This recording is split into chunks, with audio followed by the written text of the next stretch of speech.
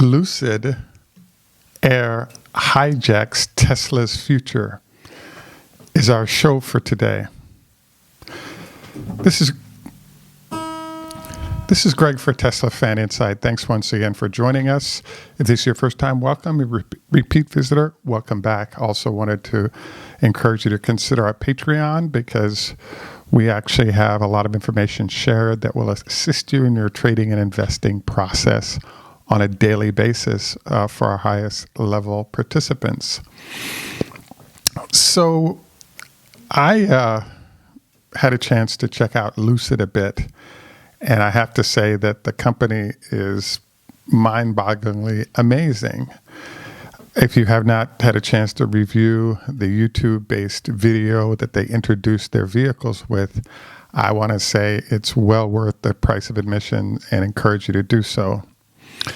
So I wanted to start with a kind of a story today. I have a friend who lives in Houston, and she was getting a divorce, and she's African American, as is her now ex-husband. So what happened is that she had gone through divorce proceedings that were extending over a year, and not much progress had been made. And so I said to her, wow, I looked up the top divorce attorney in Texas, and I recommended she do a consultation with this lady. And so she went and did the consultation. The fees were high, but what she found was that as soon as she signed the lady and paid her fee, she sent a note to the opposing attorney. And as soon as that attorney saw who she was in opposition with, she actually called her client and informed them that the gig was up.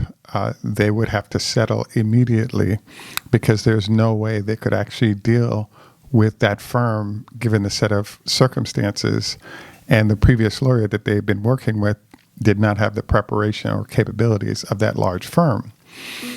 So I bring this up because we're kind of in that situation right now with Lucid.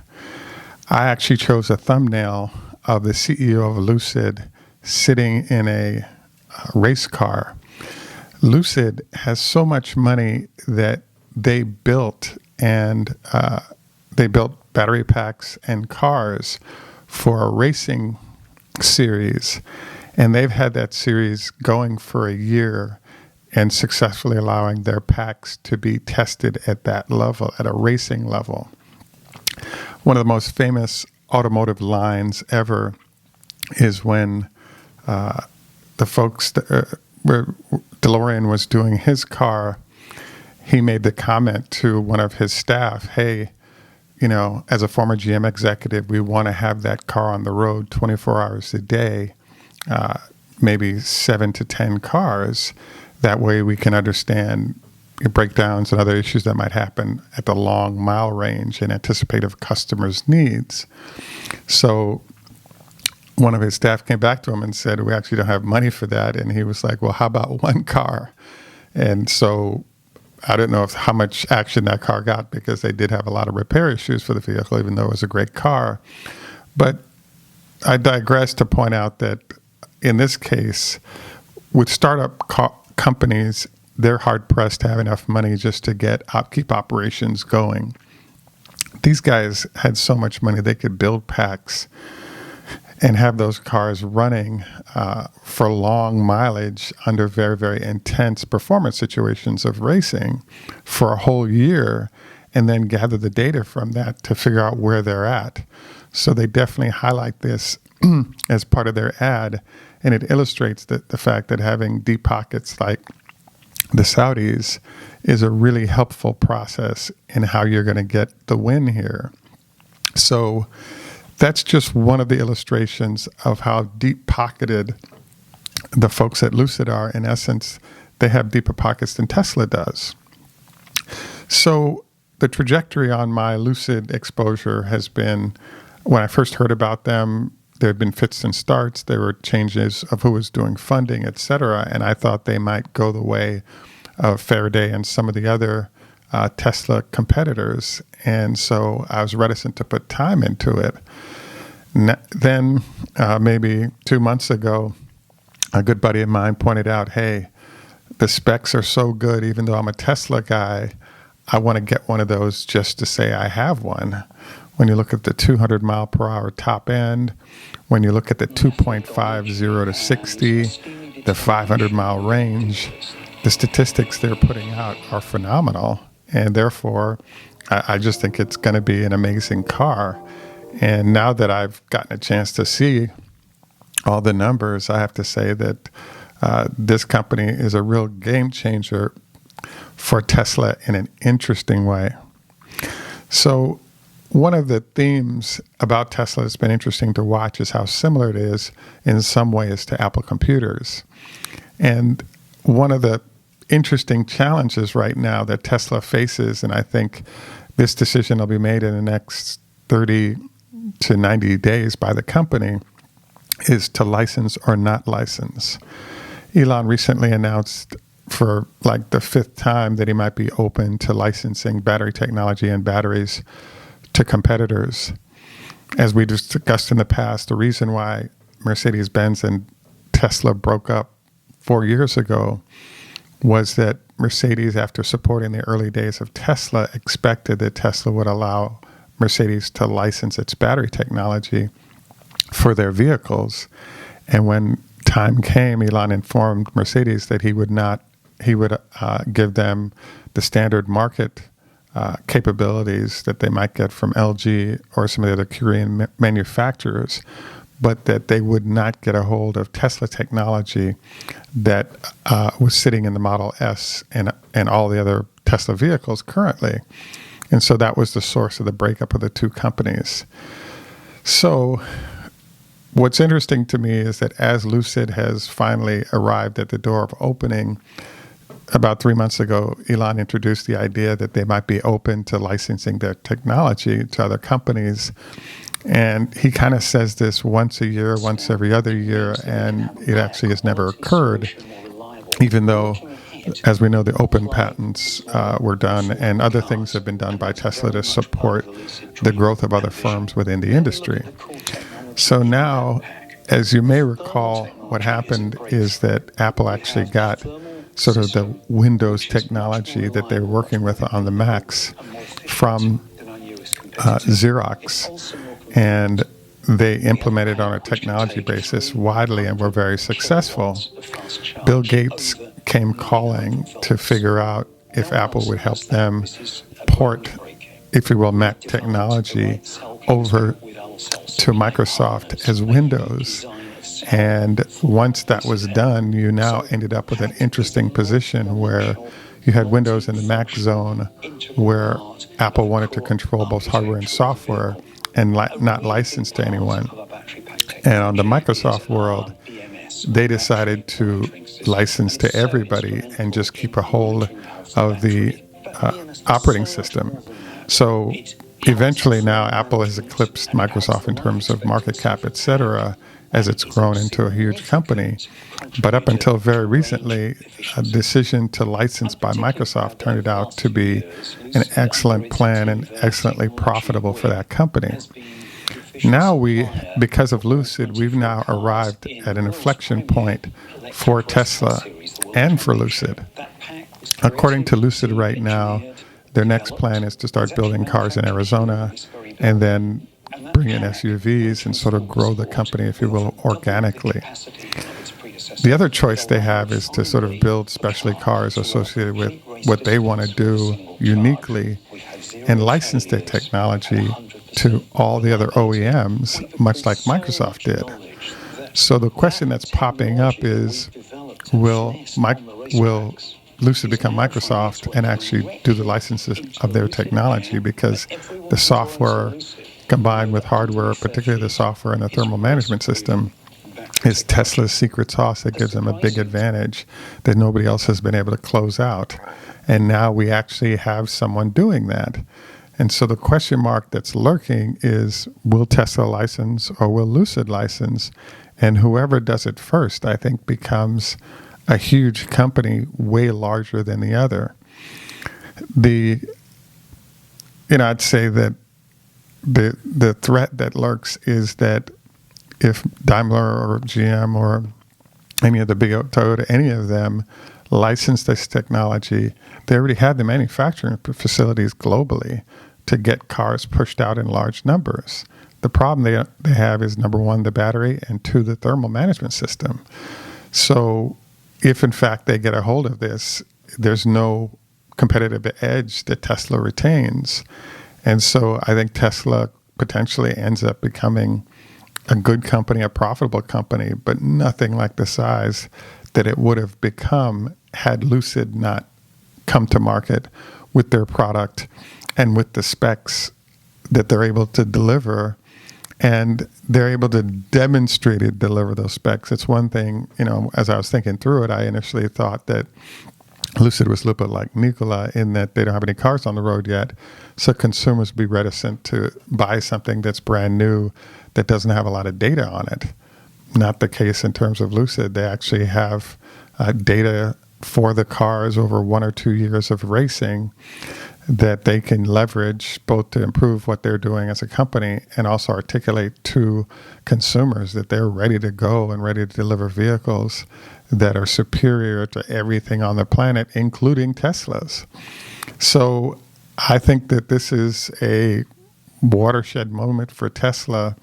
I'm looking forward to what the response of Elon is going to be to this, because I'm really hoping that this forces Elon to say, bring out the Semi, bring out the Roadster and other vehicles that show off what they can do, bring them to market so that they can get into the marketplace and establish the benchmark for performance for consumers, so that you don't have that stolen by others that license the technology that Lucid could actually put in the marketplace and make a ton of money, and also sort of anticipatorily block certain lanes of execution that Tesla might have.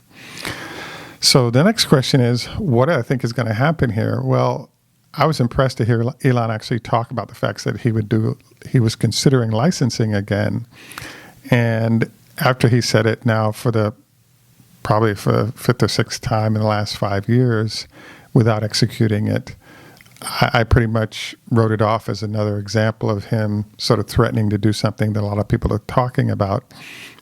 But in my mind, he really likes the lone wolf, do it on your own, make it happen zone. And he's not a very, share everything we have with other companies type of person. So I think it's in the best interest of Tesla right now to license and become Microsoft. I don't think they're going to do it because Elon enjoys independence, and he enjoys, the challenge of battling competitors for the win. And so basically, I just think that we're heading into what I call the Bob Lutz zone, which is that Bob Lutz made a comment, which was he felt that the R&D departments at one or more of the big OEMs would catch up to Tesla and then drop technology on the streets in the form of cars and the rest of what they could do, and pretty much blow up Tesla. And I think that with the threat of Lucid, if Tesla doesn't sort of not destroy, but if they don't attack in the form of competitors by leasing, that they're going to end up pretty much sort of going down the road where Apple went, where they went from doing extremely well to doing very poorly, as all the other OEMs were able to use Microsoft's Windows to sort of become the dominant force out there. And then, Apple kept battling back until they identified new ideas that were able to deliver. I'm hoping that things don't go this way, but my sense of Elon is that he kind of is in a zone where he's busy with other things, and he's not that impressed by competitors and their ability to sort of come after him. And so I think he's sort of fallen back on his laurels. He's been promising the semi-truck for the last couple of years. It's not here yet. They haven't started producing. The Roadster was promised a couple of 3 years ago. Same situation. So the impression I'm getting is that either they don't work very well, or the company is so busy with other things that he doesn't want to focus attention on it. But now that Lucid is here, I think that the cost of not paying attention to that business and delivering everything that's been agreed upon with customers, like the freight companies that need the electric trucks, is kind of a risk, because in theory that business could actually go away if the licensing process works quickly via Lucid. So we look forward to keeping you guys abreast of what's going on here. Lucid's a very impressive company, excellent statistics that are being put out. A lot of Tesla people there working and delivering a solution. I think that's currently, because of the range that they're putting on the street and, the top speeds and the racing heritage that they've generated, I really think they're technology-wise ahead of Tesla right now. And it behooves Tesla to sort of make a decision what they're going to do for the future. But I think that we're going to find out what the answer to is as Lucid starts to deliver vehicles to their customers. But I guess I'm hopeful, but I really think that Elon is not going to license, and he's going to sort of retain his approach and attitude. And I'm hopeful that he successfully wins as he goes down that lane. But I'd have to say that I'm from Missouri. I want to see this, because it really doesn't fit his personality to license the heart of the company to competitors and have those competitors now come after him with his own technology. And so we'll see how this all plays out. But I'm keeping my fingers crossed that something happens in this back and forth. But I think what we could see is, Lucid leveraging their battery and thermal management system technology into a competitive position that allows them to, equal for sure Tesla. But I think right now they're clearly ahead because of the range that they're showing on their vehicles. And so I'd say let's keep our fingers crossed on how this is going to work out, and hopefully, Tesla can sort of meet the competitive threat in terms of its modifications. But in particular, I'd say let's be hopeful that they consider actually licensing so that they don't end up being sort of wiped out by an onslaught of competitors leveraging Lucid's technology. At any rate, we look forward to your comments on this. This is Greg for Teslafaninsight. I wanted to mention our health tips. Don't forget your 25 leg lifts a day while seated with a 5-pound weight on your ankle. Excuse me. The goal here is to strengthen your quad muscles, reducing the chance that you'll have knee issues because of the support provided by that strength. The second thing recommended by one of our doctors at the University of Louisville was don't go to bed within 4 hours of eating to allow the food to digest, minimum 2 hours, because otherwise you end up with the acid from your stomach trying to digest you rather than the food while you're sleeping. The third recommendation was from a kidney doc here in Rockville who recommended no more than once a week with fried foods. The reason he was saying is that it's a source of type 2 diabetes, because the trend is for your bodies to simply store that next to your organs, and therefore it becomes a health challenge if not done in moderation. A third tip was from an NIH doctor who suggested at least a 30 SPF or better on a daily basis to ensure you don't have skin cancer issues. And then, it's the final one I'll suggest again is from the sleep research world, where the recommendation is that you keep maintaining your sleep schedule for a couple of weeks, same time to bed every day, as a way to help your body get into what's called a circadian rhythm, a certain rhythm on a 24-hour basis that you can comfortably get into, and you'll find that you kind of feel better throughout that long day process. At any rate, thanks once again for joining us. Best of luck on your investing/trading today. We're hopeful that the Battery Day and Tesla are doing some really cool things that result in some great outcomes. Tschüss, German, au revoir, French, Lehitrot, Hebrew, Choda Hafez, Farsi, Hey Do, Swedish, Zdravstvuyte, hello in Russian, Ni Hao, hello in Chinese, and Do widzenia, Polish, and in Jamaica we say Enough respect, walk good man. Have a great day. Bye for now. Thanks for joining us.